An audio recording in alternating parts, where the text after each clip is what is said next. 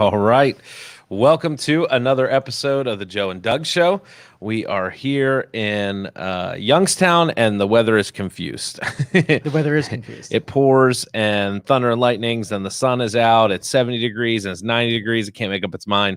I had stopped home, and it was pouring rain. I went and played in the rain for a minute with my kids, and it was thundering and lightning, and the kids were looking at me like, "What is that?" And I was like, "Guys, I'm an expert on this. The Angels are having a bowling tournament right now." You went to the old bowling. It was so bad. I was like, I can hear my grandparents saying this, and it was funny because Charlotte was like, totally knew I was full of it. And, but Benjamin was like, really? He had to look at his face. And I was like, well, it was fun. But, how's Joe today? Good. Yeah. Show's good today. Yeah. Everything went well. Good. I got to go home and spend some time with my family, and I'm always chipper after that kind of stuff. Yeah, absolutely. Well, I think what I want to dive into today as we try and help people become the best version of themselves, I want to jump into the power of saying yes and what that leads to. And here's the caveat. We've talked about variations of this topic before, but last show it hit me. You started talking about spreadsheets and how that made you feel warm and fuzzy on the inside. And I talked about, the relational side of things. I wonder if, as you think about the planning, the strategy, all of that, is saying yes the thing that helps you break out of your norm? Because I like to strategize. I like to plan. I'm a list guy. I'm very concrete, sequential when it comes to a lot of things. So I like that order to things. I like the order in my life. I like my calendar. I like my budget. I like those things in place. But I think for a lot of folks, they're hesitant to say yes. Those things bring comfort because they bring order. But it's saying yes to things that really spice it up and keep it interesting, saying yes to things that you wouldn't normally otherwise do that. And people that tend to be ordered and feel warm and fuzzy about spreadsheets tend not to be all that spontaneous. So how does Joe marry the two for himself, and what has been your experience? And when you say yes instead of no, what has been the result? First I have to qualify this, that this is a really deep topic, one that I teach pretty regularly. So if you want me to get into the weeds a little bit, it's going to be fun. I can even do that. So first you got to shift your timeline back in history first.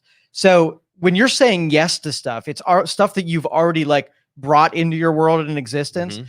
And you have to consider, when you welcome things into your world, that those connecting things are something you might have to say yes to. You have to warm up to those things. So when they happen, you've already kind of it's not a surprise when they happen. But if you're welcoming in things to your life, that when you say yes to those things, they're detrimental and they have lots of costs associated with it, and it takes chunks out of your character, that when those things happen, I don't want you to go say yes to those things because they should have been welcomed in history, way back in the day. If a person comes into your life, I try to figure out, am I supposed to learn something from this? Can I add value to it? It's supposed to be something. I really look for guidance at the very inception. So I'm questioning it from moment one. And then if I sort of I'm okay with that on moment one, then it's just inevitable that down the road, I'm going to be saying something to an opportunity that has linkage. So essentially, you put your spontaneity into a spreadsheet. I do. Don't I? For everybody else that was catching that, Joe takes his spontaneous opportunities, the things that come his way, and goes, where does this fit into my spreadsheet? And how can I make this work? You really do love spreadsheets. Dang, I do, don't I? I know for myself, I struggle with spontaneity, probably more so even now with kids and a family and all of that. I have to plan things out because kids have lots of stuff going on. We have lots of stuff going on. I have 5 other people to think about. And it's not just, hey, we have to budget that time-wise, money-wise, etc. But even when I was in college, the guys would make fun of me. This is a nickname that I don't think I've ever said from the church platform or the podcast platform, but they called me Mother Doug because my brain, I was 18 going on 40, and so I was always like, guys, that's a terrible idea. And or they would say, hey, we're gonna meet at 9:00 to go to Applebee's for half off appetizers on Wednesdays. That was one of the spots that we hit up pretty routinely when I was in college. And they would say, we're going to meet at 9:00. And I would put that sucker in my schedule for 9:00. And then I would show up at the cars where we were all going to go. And they're like, well, so-and-so just got in the shower and da-da-da-da. I'm like, so are we leaving? They're like, yeah, but they're going to, I'm like, can they meet us there? Like we said 9:00. Like, we're probably going to go at 9:20. I'm like, you guys have fun. I'm going back to the room. And they're like, over 20 minutes. And I'm like, you can't respect my time. Like, you know, and it was fair what it was. Enough. Sometimes I felt like a jerk. I would go back and I was like, man, I really want to go. But at other times that, you know, I would look at that and I would just be like, so frustrating to me that, you know, I said yes to this. I committed my time to this. I committed energy to this. And then other people don't commit to anything. Like, well, we'll see. And they always want to keep their schedule open because they're so afraid of missing out that they'll never commit to anything. So they have that kind of FOMO going on. So I know for me, I like to have structure and schedule, and I believe that you schedule and plan your opportunities. Now, are there those opportunities that roll in? Yes, but it's amazing how they fit in exactly where they're supposed to fit. Right. When I have a strategy, a schedule, and yeah, you're doing essentially the same thing I am. 100%. Just, you know, maybe, you know, not on purpose. Sometimes it's by accident, right. Sheer accident. Well, so you see me do some pretty crazy shit out there. Does any of it like surprise you though? Is it like something that's not connected to anything you've seen me do? No, I think even in our first few interactions, so your family came into our church, you were hunting for a new church. I think I said hello, maybe your second Sunday. I don't know if I met you your first one. And, I'm so-and-so. I didn't know. I didn't have any context for Joe. I didn't know what Joe did for a living. I just, I'm Joe. You know, my wife teaches and knew Aaron. And so we came to check the church out. Oh, cool. And I think it was probably maybe 2 months after that, you guys had kind of, hey, I think we kind of like this. Ryan kind of likes this. And I said, hey, you guys want to grab lunch? And that was our first kind of big interaction. We took our families out. We went to BJ's and we sat there. And what do you do? And Youngstown Computers and da-da-da-da. We're just sharing stories.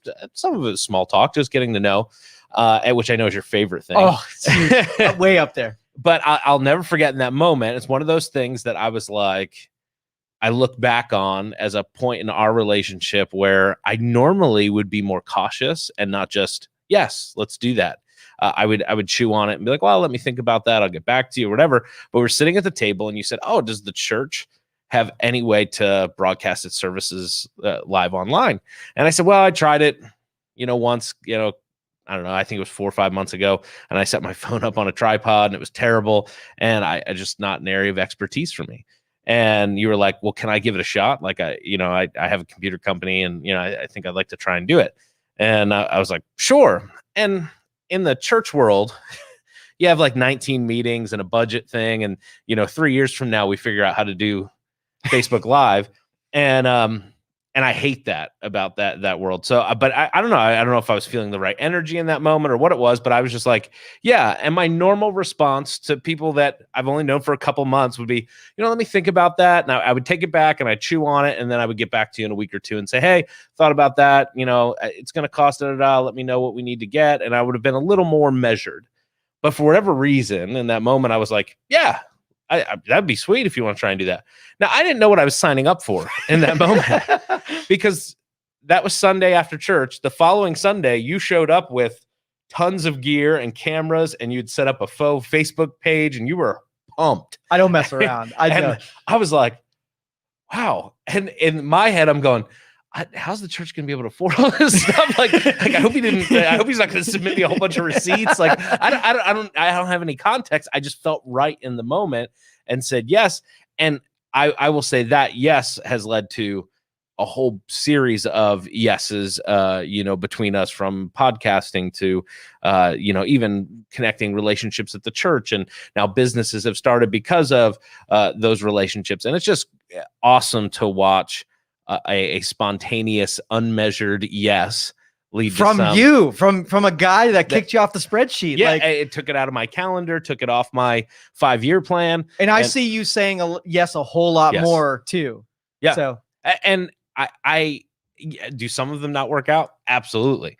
But the benefits and the things that I've seen from saying yes and taking action far outweigh not taking action. For sure. Even in the ones where you swing and you miss and you're like, wow, I said yes to that. I probably should have said no. You learn, you gauge, you recalibrate. But I've never been in a spot where I'm like, oh, that's going to sink the ship. But man, some of the yeses that I've said to people that I've said yes to have opened doors that I couldn't even fathom. Right. I think back to 2016. I get a text around Christmas time, Merry Christmas, hope the family went well, from Bishop Thomas saying, hey, by the way, my friend Robert Stearns is putting on this trip to Israel. I gave him your name. They want to take a bunch of young pastors and leaders over there for their first experience. You may get a call. And I was like, that's so nice to be included in that. I'm not going to get picked for that trip. And I shelf it. Well, 4 weeks later, I get a call from a number I don't know, and I ignore it because I'm not a psycho, right? I don't want someone chasing me down about my warranty on my car. So I didn't, the fun calls. Didn't know everything. I don't do your scam show. I ignore those calls, and I really ignore the call. Well, within 30 seconds, I get a text message from the same number. Hey, this is Robert Stearns. Is this Doug Reed? And I said, what can I do for you? Can you give me a call? So I call, and he says, do you want to go on an all expense paid trip to Israel? And I was like, yes, I do. And there you are again. And I, in my head, I'm like, yeah, I want to, but my mind is listing out, well, you've got 3 kids, your wife's got to go 10 days by herself, like all the stuff. And not only that, this is like January 22nd. And he goes, well, we leave February 8th. It was like super spontaneous. I had 3 weeks, I think, to get stuff together. So this was at 10 something in the morning.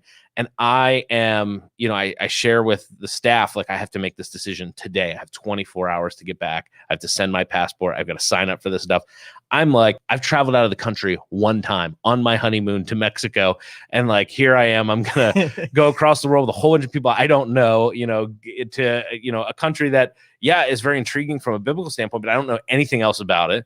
And I'm going to do it in, under 3 weeks. It was a huge, like, what in the world have I gotten myself into? But super exciting. And the staff was like, oh, pastor, we'll hold down the fort. We got you. Our youth pastor at the time, Christian, pulled me aside. He says, if you don't get on that plane, I will break your legs and push you on the plane. He's like, this is an opportunity of a lifetime that you have to go. So they were like super supportive. Right. And I'll never forget, I prepared a speech for my wife, because I'm like, I have to convince her, like, there's no way she's going to let me go in 3 weeks for 10 days and she's going to take care of the 3 kids by herself. Like, I don't see her saying yes to this. And so I had this whole speech. I'd prepared it. I'd done it in front of the mirror in my office in the bathroom, and I'm ready. We had a date night set up that night, Ruby Tuesdays. And I'll never forget it, because we had somebody coming over to watch the kids. We get in the car, and I had called her and said, hey, I have something really important I need to talk to you about. I've been invited to go on this trip to Israel, and I have to make a decision tonight, so we have to talk about it. And so I gave her about a 4-hour heads up. So I get home, I get in the car, ready to launch into my speech. We're driving. It's awkwardly quiet. And I look over, and she just smiles at me and says, I know you're going to go. We just have to figure out how. And I was like, yes. So as soon as we get to the restaurant, I text like, hey, I'm going on this trip. I text. In the natural world, you don't buy spontaneity by having a rehearsed pitch, right? No, yeah. Your wife bought you out of that by being awesome, thank right? God. Yeah. So I text, I get all the information, I fill all that out. And here's what I want to say about it. So not only, did I decide to go on a major international trip within 3 weeks, I decided in less than 24 hours. I said yes. I packed my bags. I rearranged a whole bunch of my schedule. My birthday fell and Valentine's Day fell on while I was away on the trip. So I had lots of like sacrifices and peace offerings to make up for when I returned. But that unlocked so many powerful friendships, connection. I met 30 other pastors from all across the country, many of which I'm still connected with on social media or text or call from time to time. And it's 5 years later. I met Pastor Michael, and I really connected on that trip. I hadn't met him. Literally, our first real conversation was standing in the airport at JFK, getting ready to get on a plane for 10, be together for 10 days. And then Pastor Mark. So it was a very formative trip. And it really shifted some things spiritually for me, and I could go into that whole narrative. So it was a huge pivotal moment for me that I said yes to. It was very short notice, but then on the backside of that, there were several events connected to that over the next year where I had the opportunity to go and hang out in Buffalo with Robert Stearns, who took us on the trip. I had the opportunity to go to New York City for the Jerusalem banquet, and I met the Israeli ambassador and Kathy Lee Gifford. And I was just like, why am I in this room?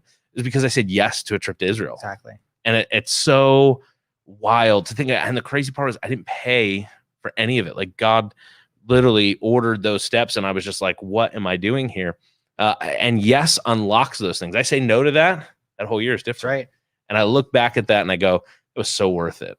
That was a little crazy. My wife was a rock star. She took the kids to Ministers Retreat, Kalahari, with her mom and went all in on that. I was supposed to go to that, wasn't there. So it was just a number of those things that just all lined up.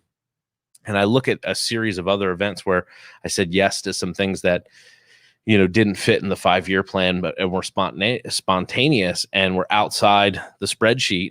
And man, they're so worth it. I don't look back at the ones that, I swung. I couldn't tell you about the ones I swung and missed on necessarily, but man, the ones where you hit, like I go, I'll do that every time. Yeah. So do you have a moment like that where you're like, man, I said yes to this and it triggered a whole series? I mean, that's a never ending cycle, in my world. I don't really do regret, but I think the one thing that I kind of knew when I was young, but I didn't make use of. And so like this goes along with what we were saying there, that there's a certain point in your life, like when you're young and you're getting into adulthood and you get to do some things, like you plot out all the things you want to do. And then there's a switch point and you start wondering what you should do, like what you're supposed to do. Right. Yeah. And when you're working on what you're supposed to do, those tumblers. Yeah. Success versus significance. Yeah, for sure. But, and that's why, like if someone would come along in the 18-year-old version of yourself and say, hey, here's the deal. Don't just put out a bunch of stuff that you want out there because you're going to just go be marred in whatever dissolution from those things.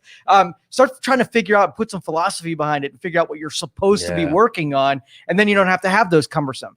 But then I look back and say all of those struggles, like were so pivotal in making me today. So it's like biologically you're supposed to do that, even if it was the hardest version to get to right now. Yeah. So, when I look back at some of those yeses, I think the crazy thing is I look at our faith cycle, that faith process that you and I talk about, and yes is almost the smallest version of faith, right? Because you're saying yes to something, you don't know the outcome, you don't know how it's going to turn out, and you're giving it your yes, and then the first thing that happens is the fear, uncertainty, and doubt come in. Sure. I can remember that, my wife's going to say, no, we're not going to be able to pull this off. I got Ministers Retreat. I got to rearrange my birthday, Valentine's Day. Like there was just a lot of hurdles and my brain in under 24 hours is facing all of those things. And had I let one of those things deter that, the whole chain of events, some of these relationships now I've had for 5 years, the blessing that they've been to me, to my family. I just look back and I can't imagine life without them. And it all stemmed from a simple yes like that. Can I talk crazy real quick? Because I love doing this because this is one. It's butterfly effect is what it is. Those pivotal moments are where you sort of like transcend into the multiverses, that whole philosophy of having like every potentiality as a possibility. And when you deviate so dramatically from what the path that you're on, that it was a whole life that you then get to subscribe to that on this path might have been a completely different thing. Yeah. And it's wild. Do you ever find yourself like in a room and you're like, why am I in this room? Like, why do they care what I have to say? Do you ever find yourself in that space? All the time. Yeah, I'm the same way. Regularly. All the time. So I'll rewind that. So that Israel trip actually stemmed from a moment I had a year and a half earlier. Bishop Thomas invited me to a meeting in the cafe at Victory and said, hey, we're going to do this night to celebrate Israel with this guy, Robert Stearns. I'd really like you to come. I had just met Bishop, and I was like, you know what? Israel's not really my thing. I remember saying to D before I left, this isn't really my cup of tea. I was like, but I think I'm going to go. I got invited by a mentor and I'm going to go. And I come in this room, there's maybe a dozen of us. And Robert Stearns makes the pitch. And it was kind of a, hey, this is what we're going to do. We really want your churches on board. But it was also like, hey, we need money to do this. And I'm sitting there at the time going, I can maybe write a check for $100 from the church. Like we didn't have it in the bank to do. I was, been here maybe a year, didn't even have more than maybe 100 people I could influence and bring there at the time. And so I'm looking around, and there's churches of a few thousand, and there's people that are going to write 50, 60 huge checks. And I'm like, why am I in this room? like there's literally no reason for me to be in this room. And the event comes, and my wife and I show up at the event. It was 4 or 5 months later. And no one informed us that we had to wear a suit and tie. So we stood out like a sore thumb. And so we showed up, no suit and tie, and they had reserved seats for us because we were part of that team that had met. They handed us flags, and we were like, what in the world have we gotten ourselves? Like, I don't have a box for this. I don't know what to do with this. And so we sat there on the third row at New Life Church in Poland, and I was like, I don't know why I'm here. It was such a, and then I'm being introduced, and I'm meeting people. And I just kept saying yes in these moments. And I learned that with mentors early on. And so those are the precursors that led to that text message at Christmas, and then the offer of the trip. I often go back in my head, had I not gone to that little Night for Israel meeting at, with the dozen of us in the cafe there at Victory, do I not end up at that event? Do I not get the text message? Do I, and you can keep playing that back further. If we didn't say yes to Ohio, if we didn't, and that stuff. And I find that trail to be so fascinating, because the yeses that we give are those little measures of faith that move us forward. Now you can fast forward that too, and you can start setting yourself up for. I knew you were going this way. So you're gonna have me preach here, and I didn't. So yeah, I mean, if you start making decisions and setting those things up so there are yeses in certain departments, so that you're like, I hope somebody will ask me to X, and then you start building bridges towards X's so that you get to say yes in those departments. Yeah, T-ball, right? Right, it is right there. No, and it works. You're exactly right. It works the exact same way in the future as it does in the past. And you can, that exercise that you saw Doug do just now, rewinding it from leapfrog to leapfrog to leapfrog, right? And you can roll that forward. Vision is just doing it forward. Yep, that's exactly right. 100% right. So when you do that for yourself in those, do you have multiple leapfrogs, multiple possibilities when you do that, or you focus on one? And that's a good question, because I have myself at the current moment having in like 4 directions that are not complementary. They do not work well together. So I'm kind of curious as to, because I'm keeping them all active. I don't care that they're not complementary. So there's going to be something that allows you to have things that, you can't be in 2 places at one time. You can't be, maybe you can, and so I'm in it to see where those go. Yeah, no, it's very true. I think, all the podcasting stuff I've been really honing in this last season. At the month of August, I'm not preaching, and so I'm really going to try and do some writing at that time and some coaching. And I'm excited to see. And I think all these my threads, I think, are all complementary. But I'm excited to see, what is good, what cream rises to the top, so to speak, and what takes off and what slows down. And the future is so exciting, but I'm already 8 chess moves into the game, because I'm like, well, this is going to happen, and then this is going to happen, and then that we're going to make some sort of connection here, and then the money's going to come in this way, and then we're going to be able to do. Well, here I got a question. And this is a question, because you were basically earlier on in this deal. We sat down in a Panera, and you illustrated like what you wanted to happen, and then I took it and ran, and I just basically set out what we were going to do. Yeah. Now, in most people's lives, if it doesn't happen within the next 30 days, then it didn't happen, right? Yeah. You've been in the long haul mode. So what did you see in in a slow moving chain of events that still has you bought in? Like what did I say, or what happened that made you that's such an interesting question. So Joe accompanied me. I was on a Christian television network, and I did a live call-in show with a number of pastors. They were remodeling the studio, and I thought he would love to see it. So I said, hey, you want to come with me? We drove out to Akron.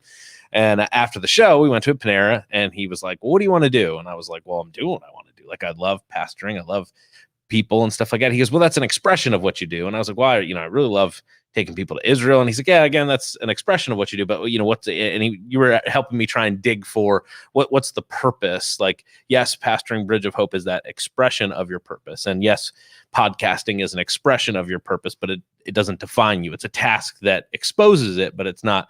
And beautifully said, man. That's some good stuff. I'm a good student. And we had this deep conversation, and I said something along the lines, you were like, if you could have anything, what would it be? And I said, I would want to not make a dime from the church and let that be my act of service, and to generate income, podcasting, writing, speaking, etc., so that the church could actually be my act of service, and no one could ever say, oh, Pastor Doug's in the ministry for the money, or he's just taking offerings up to fleece the sheep. Like I'm here like everybody else, pouring my time in, and because I love God and believe in the community and believe in the people. Not that I think people question that, but there's that like air about that. And I've always, I heard stories of guys like Rick Warren, who everybody's like, oh, he's this rich mega pastor or whatever. But when he wrote The Purpose Driven Life, which I don't know if you've read, but when he wrote The Purpose Driven Life, it's a huge mega seller, gajillions of books, all that sort of stuff. He had been at the church, I think 10 or 11 years at that point. And he took all the royalties that he made from that book and he paid the church back 11 years worth of salary that they gave him, and works for the church for free now for the next however many years, and lives off of book royalties and all that sort of stuff. And he wanted to be in a position where people wouldn't be able to say he took a dime from the church. I'm like, that's super. I remember hearing that story going, man, that's super cool. I don't know if I'll ever be able to do that. You go in the impossible mode. And then, we got into like, well, what would that take? And would you be interested in doing a podcast? And we started talking about, what would, and the next thing I know, we're sitting in the church closet somewhere with two red microphones. What you didn't realize is that even though you didn't ask me any questions, you asked me to do something for you in that moment. You didn't even say it verbally, but I took it as a question and I said, well, of course I will. Right. And then I already had the whole path plotted out as to what I was going to expose you to, and these new things that are going to challenge you, and, fortitude and all that kind of stuff. And I think that, you've sort of like skillfully maneuvered the parts that I thought were going to be troublesome for you. And so I think that it was the most frictionless ascension that I've ever seen. Yeah. Oh, it's been a ton of fun, and you've made it easy. So one of the things that I get complimented on by mentors, is not me saying this, is that I'm very humble and very teachable. And Bishop Thomas says that I'm good soil. He says you're easy to drop seeds in because you water it, nurture it, and you go do whatever it is that I'm like, hey, I think you should. And the next thing I know, you're doing it. And so when I get around other people, I don't need to be the expert in the room too. Like some people are very insecure. I've been with leaders that are like, they have to, well, I understand, and we did this way. And I'm like, well, I don't have to be the expert in the room. And Joe's pretty good at business, and Joe pretty much knows what he's doing here, and here. So I'm just going to shut my mouth and learn how to do this, because he's obviously had some success in this. When I get around other people and I look at their grown kids, and I'm like, man, your kids are like awesome people. Like, they love God, they love their spouse, they're nice people. Like, what'd you do? Like, I just want to be around you. Right. Like, yeah, I think I'm a pretty good dad, but you obviously did something right. So like, let me learn. Same thing with finance. Like, I don't know everything with finance, so let's get around some people and let's learn. I think that's super important. Jen says law of attraction, and she's 1,000% right. Correct. Yeah. And I do think, and I don't think our getting together was happenstance. No, not at all. Because I know, you've shared the story that you were kind of wrestling a little bit with, you were looking at your current spot, and you were like, I don't know, I just feel like it's time to go. Not like I had a bad experience at the last church, right? But you just felt this nudge, like it was time to go. Yeah, but there were some external nudges too that like solidified it. But yeah, I mean, we loved that church, but it was just everything the math was saying that I wasn't proper at that point. Right. And but then you stroll into Bridge of Hope, and I'm sure you may have tried another church or two, and something made you stay there, and then something synced us up. And I know I would call that something God. Others may not, and that's fine. But I look at those series of yeses and those series of conversations we had, and how it's all led to this place. And I've had other people ask me, like, do you make any money with the podcast? And I'm like, I didn't do it to make money. Like, I did it because I like Joe, and I did it because I like to talk, and I did it because I think we can help some people. And as long as I can help people and I get to hang out with Joe, like, what, if money comes, spectacular. But at the end, and that's the whole thing, is if passion's in the driver's seat, the same thing. Like, I don't work at the church to make money. Like, I want to do that for free, and I will do it for free at some point. All right. So if you take this deal and you're allowed to like roll forward and, play the future in throwing a goal out there and then building those bridges. Well, this is the moment where you put something out there, like we're doing a podcast. So this is like that qualifying where if something comes along, is there any potentiality in doing a podcast that could lead to your goal? Well, you do that with 1,000% effort. Yeah. Now, something comes along like you want to smoke some marijuana, or you want to drink some brewskis or whatever. You have to concoct a scenario where that's going to further and get you closer to that thing. So if you just basically take an inventory and try to do 99% of everything that you do, where you can answer the question, yes, this furthers me towards what my overall goal is, it's almost an inevitability. It's almost like you can't even get in your own way at that point. If you do the reverse of that, where you're doing like Hail Marys that maybe happen, but you're doing 99% of the stuff that has no chance at all. Like, hey, you know what? I'm going to become a millionaire. Let's go spend all of my money today. See if that gets me there, right? It's that it's not hard. It really is. Sure.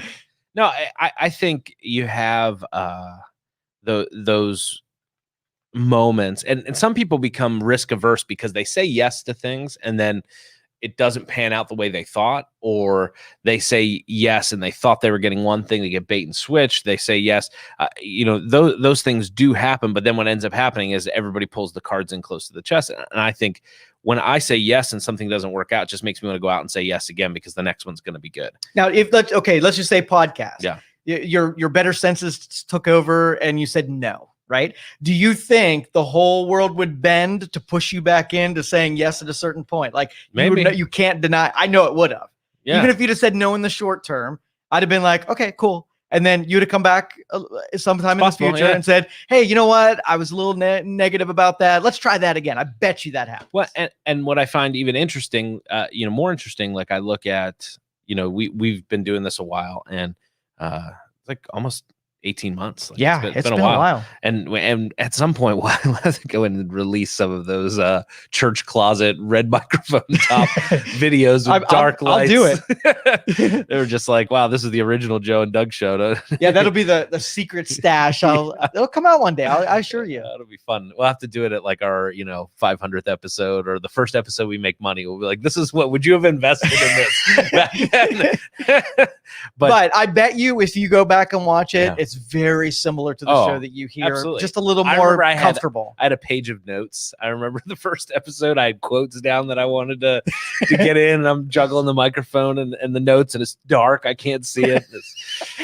Guys, I don't know if you know, like when he says that it was a dark closet, it literally was. I had like a spotlight, like a flashlight spotlight attached to the floor, trying to give enough light so the camera would pick up. It almost looks like one of those bad cop things where they're trying to not disclose the person's deal, right? So these dark like figures, a Bin Laden cave video. Yeah, for sure. Oh man.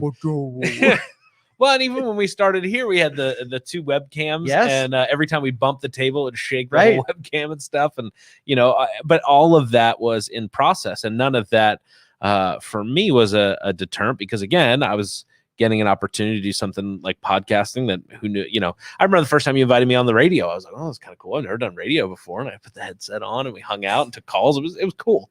And that was all precursor to this, but I look at this, and I look at now the podcasts that I've been asked to guest on, some of the opportunities that have come out because people are like, wow, you do a really great job on the podcast. Rabbi, who was just here with us, has been a dear friend. I met him on that trip to Israel. There you go, a whole nother, part of that. And it's just become a true friend. Like I really enjoy him. He makes me love God more. And I just enjoy that connection. But now he's in a season where he really wants to jump into this medium, and he's been guesting. He does a baseball podcast. And when he was here, we got a chance to do some stuff this last time. And so he wants to do this rabbi pastor podcast once a week. And we're going to try and record it while he's in Israel and I'm here. And I don't know how it's all going to work just yet, but I'm like, I wouldn't have ever got this opportunity if I had told Joe no. Right. And so yeah, we're going to try that. I don't know how it's going to work, but yes, let's do it. So there's some benefit in saying yes. Absolutely. So if you weigh out absolutely what you had to endure because you said yes versus the things that came because of you said yes, you're a yes person. Well, absolutely. I think, some of those movies, obviously Yes Man and Yes Day and all that stuff, they play up that mantra, and sometimes they show all the time, they show the negative side to it. But when I look back at those things, all of those yeses have led to like supernatural blessing, because a yes is the most elemental, smallest version of faith. It's just saying yes and saying, yeah, I'm in, let's do it. And I find myself doing that a whole lot more today than I did 5 years ago, 3 years ago. And I think in large part due to our relationship and just how I've watched, God's blessing in that. Is there anything, speaking of mantras, is there anything that you repeat every day that seeds more of those opportunities coming through? I've adopted your checks. Okay, good. Going to the mail, and Nice. And it's so funny when I get the mail at church, I get the checks. Nice. It's super funny. Other people get bills, not that I don't get bills, but I will walk out there and I'd say it under my breath, and I'm like, I know this is weird, but it works. And I was like, let's sort of like see if we can complete that bridge. So when you say, I want to look for a blue car, we all know that blue cars were there before. But when we put our mind to look out for blue cars, our mind is then looking at for things that draw towards opportunities. And so if there's opportunities to put checks in there, it all completes that circuit. You're not really pulling off any magic here.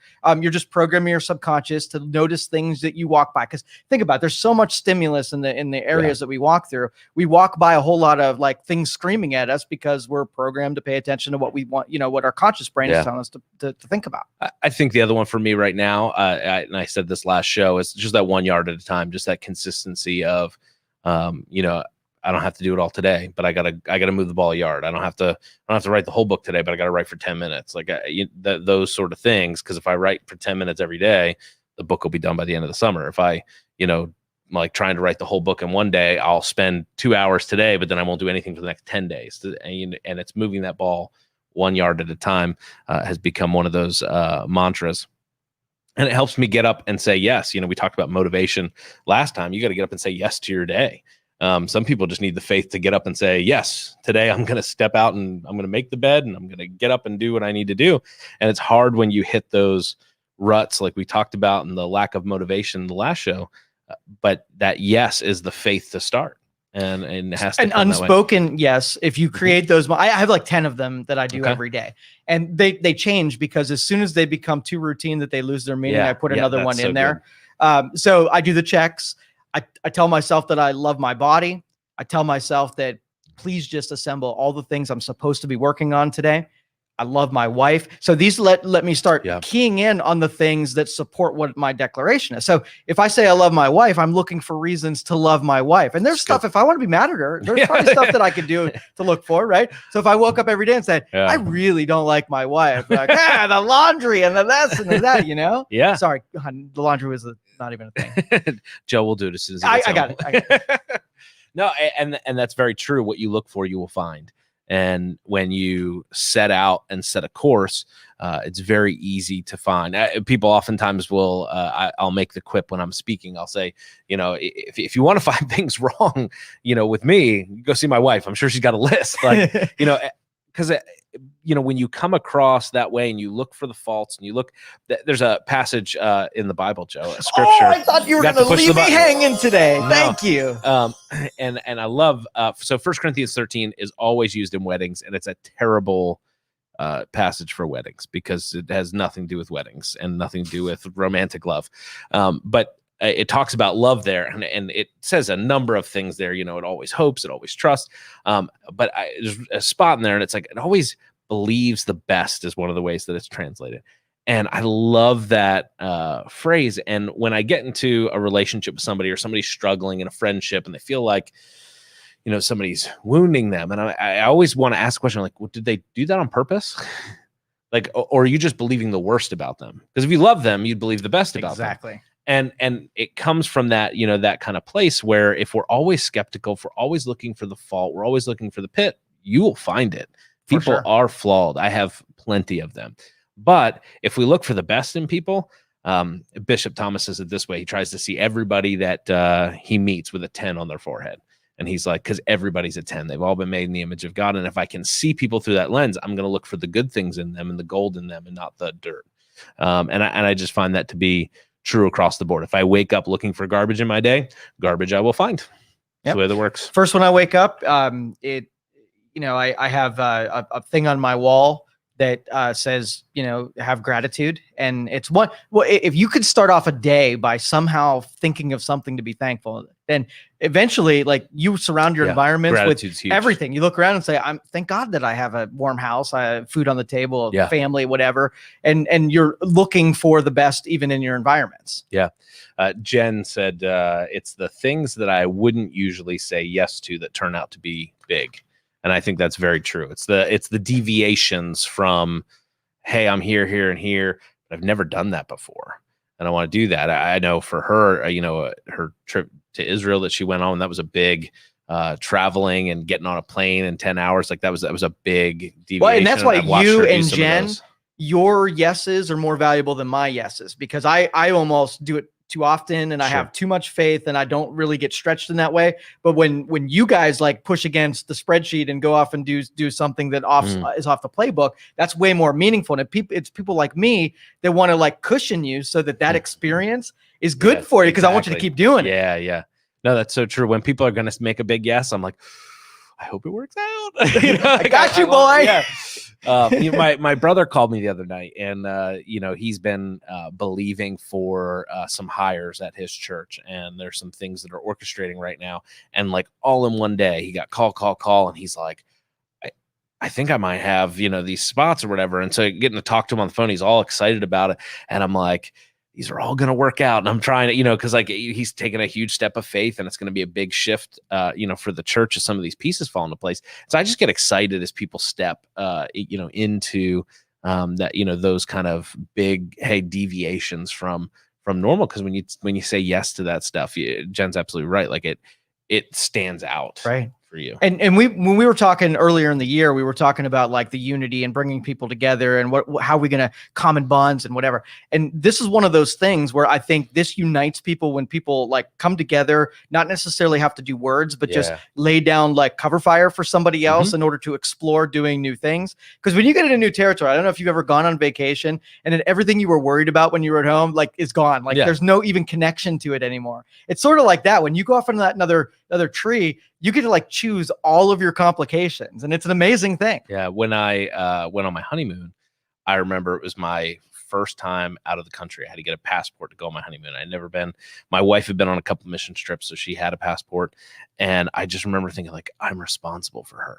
And we're going to like Mexico, and I'm like, it was like when the cartels were like beheading people and stuff like that. Now we were going to the resorts, but I'm like, I'm conjuring up like every bit of Spanish that I know. I'm like trying to look at streets, because we had to drive an hour from the airport to Google, the resort. What do you do if your wife gets kidnapped? Well, and then swine flu hit while we were down there. You remember that? And I had to actually get a test before I went back to work, and it was nuts. But I was like so nervous. But then once we got to the resort and the plane landed and stuff, I was like, oh, this totally fine. We had a ball, and we got home all in one piece. But you build those things up, like, right. Oh, I said yes to this. Maybe we should have went to Florida. Maybe we should have stayed in the States. Like, and it's just boring. Now, do you think when you do stuff like that the old Doug that's a cynic and would just do due diligence, he would warm up to all of the things that could possibly go wrong?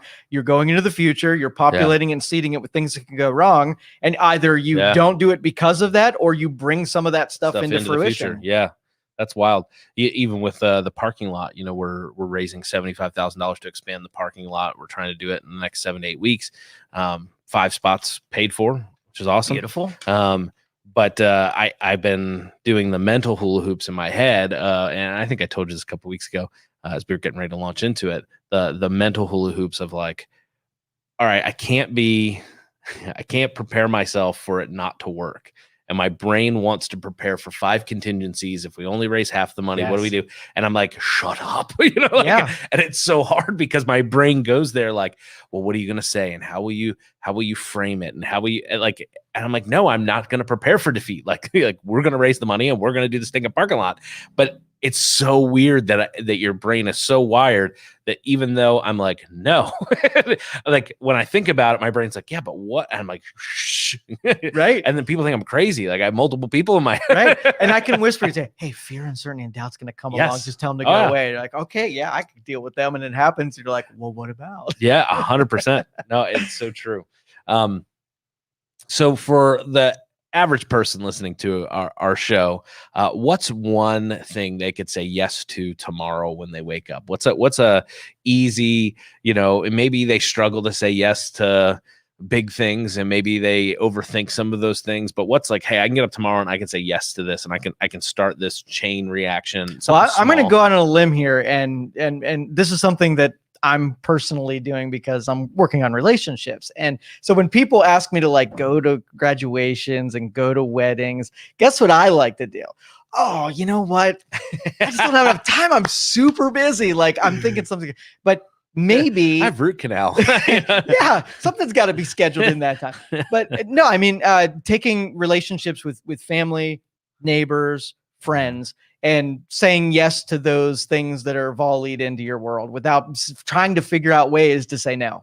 Yeah, that's an easy one. That's a good one, except for people like me. Yeah, Joe's like, I just want to see somebody else go through the pain that I have to go through. Yes, do it. So no, it's good. Saying yes, you will regret not saying yes more than you regret saying yes. And so absolutely, say yes. It's the easiest act of faith that you'll take. We appreciate you joining us, and we hope that you'll like and follow and all that sort of fun stuff. We'll see you back here on Tuesday. Thank you for listening to this show on Youngstown Studio. If you like our programming, we invite you to subscribe to our YouTube channel, follow our Facebook page, or subscribe to your favorite podcast platform like iTunes or Spotify. This is original Youngstown content, and we would appreciate you sharing the videos and the word about us.